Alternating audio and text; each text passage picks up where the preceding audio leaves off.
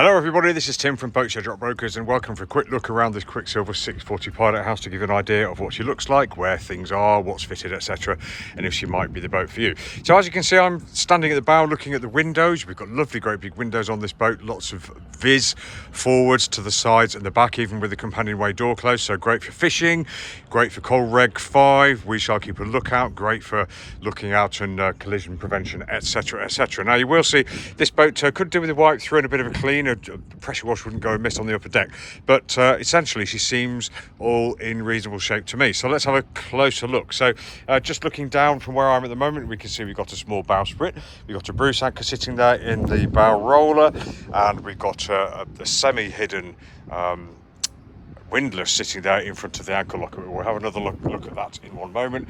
As we come around the side of the boat, we can see continuation of the big windows there. We've got side windows, port and starboard, that open, which is absolutely great. And if we just look, in fact, what I'll do is I'll hop onto the boat. We'll look at the coach roof here. So on top of here, you can see there's plenty of room for more if you want it, but we've got the steaming light, we've got the VHF aerial, we've got an opening hatch and a searchlight too, and we've got a nice handhold here. So as we're traversing our way around the side decks towards the front, something to hang on to, which is really, really good. And reasonably nice and wide side decks here to get down, and reasonably high guardrails too, and you can see we have midships cleats as well, so that's going to benefit anybody coming alongside short-handed or even solo, which is what a lot of people will use this boat for. So coming around to the foredeck area of this boat, we've got the coach roof here. You can see we've opted for a big staghorn here, nice and strong. And if I just move over here, I did mention the anchor and the windlass before. Here's the anchor locker, loads of room in there, loads of chain and warp, also nice and easy to get at too.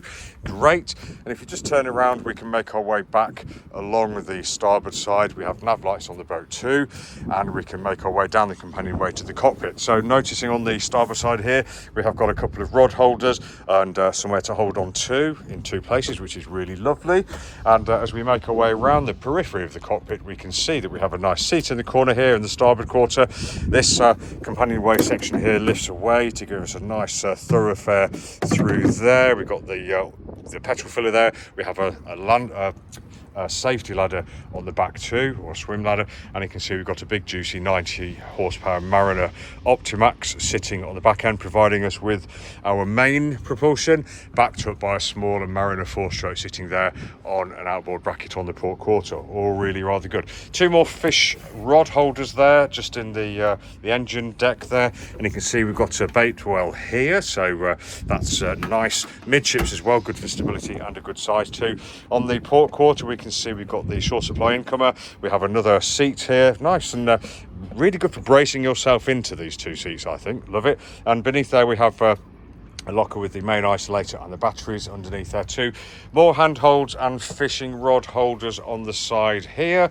And then if we look down, we can see that we've got a locker for equipment, a locker here with a fuel tank in, and more equipment underneath here. Basically access to the bilge, which looks nice and dry to me. She does feel like a nice dry boat, and lots of storage underneath there. So all cool. Now looking up, we can see we've got a really good head height headlining here, or canopy, etc, something to hang on to, which is always going to be good on a boat of this size.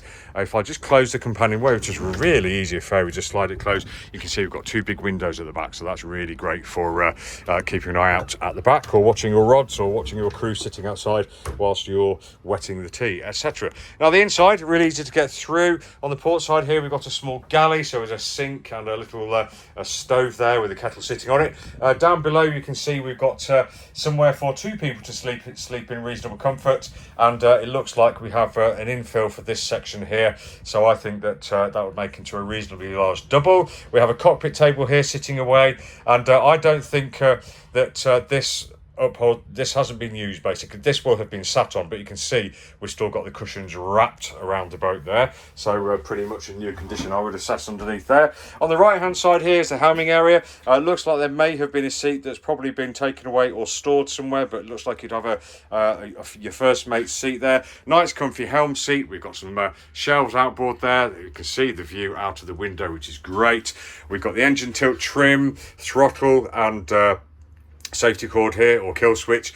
Wheel steering, we've got searchlight controls, we've got the electrical panel, boat speed, fuel tank contents indicator, and the SmartCraft thingy there. So we've got the compass forwards of that, and sitting just forwards of that even more underneath the screen here, you can see we've got a nice low runch unit, and we've got a stereo unit somewhere. Don't know where the head unit is, but that's been put away for security, I expect.